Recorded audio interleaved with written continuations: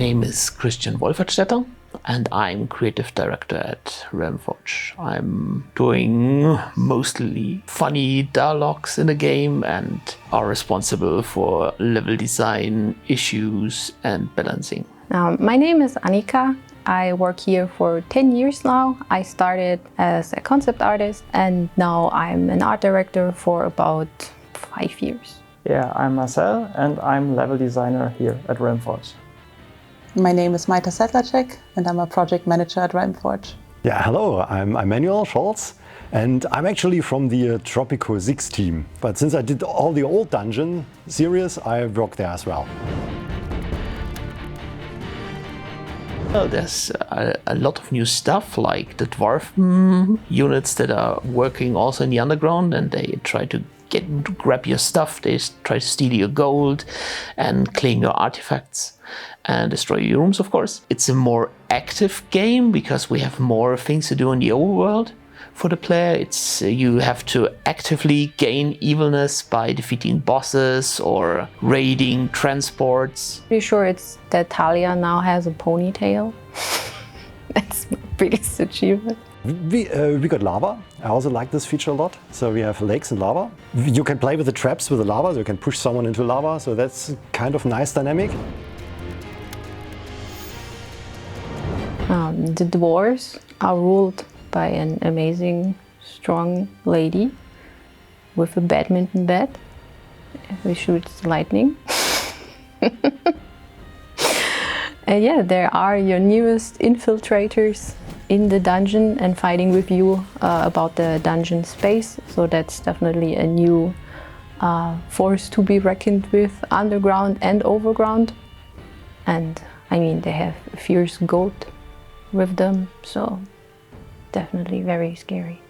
So they are meant to be some kind of half annoying but not really faction inside the dungeon. That in the sandbox game, for example, they also expand. Also in the campaign. In many campaign maps where they happen, they expand. It can be blocked, so in some levels they don't. They are more the passive guys that you just have to deal with. So they expand. If you leave them alone, they will just grow bigger and bigger. They have more and more guards. Yeah, they also mine your stuff. So if you just leave them too long alone, they may just start mining your gold and then bring it to their treasury, which, by the way, you can loot. So if you try to find a way to get to the treasury, then you can just go there and then just grab the gold and then let them mine for you a bit.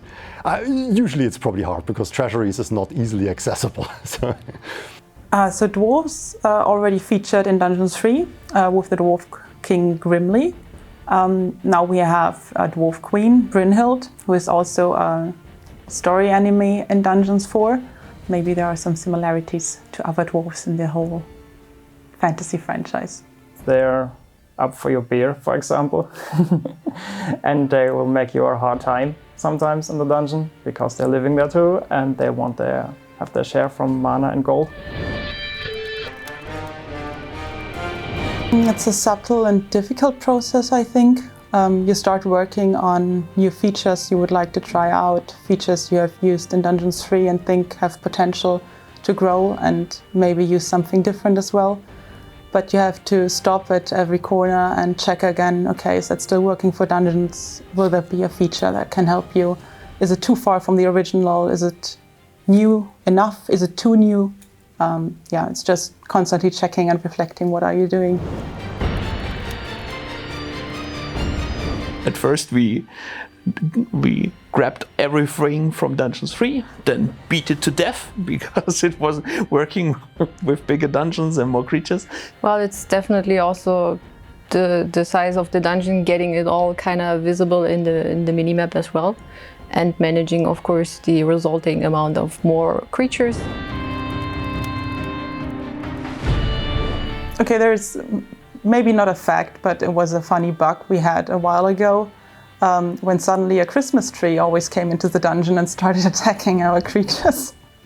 And we didn't know what it was all about. And then it turned out that we didn't yet have an end as an enemy, so we just substituted with another asset, with a Christmas fir tree. But nobody told us. So everyone thought it was a bug and every coder was looking out for it, but it was just an asset change. would rule the dungeon for sure. In a debug version, definitely, because I could cheat myself. But I think I would survive maybe till the end of a level and then failing at the start of the next one. Depends mostly on the game, but I tend to be a villain. If we're talking one-dimensional, then of course evil. of course, the villain. In dungeons, it is always being the villain. Yeah. In other games, you're more the hero, and it's quite fun too. I prefer to win. Dungeons 4.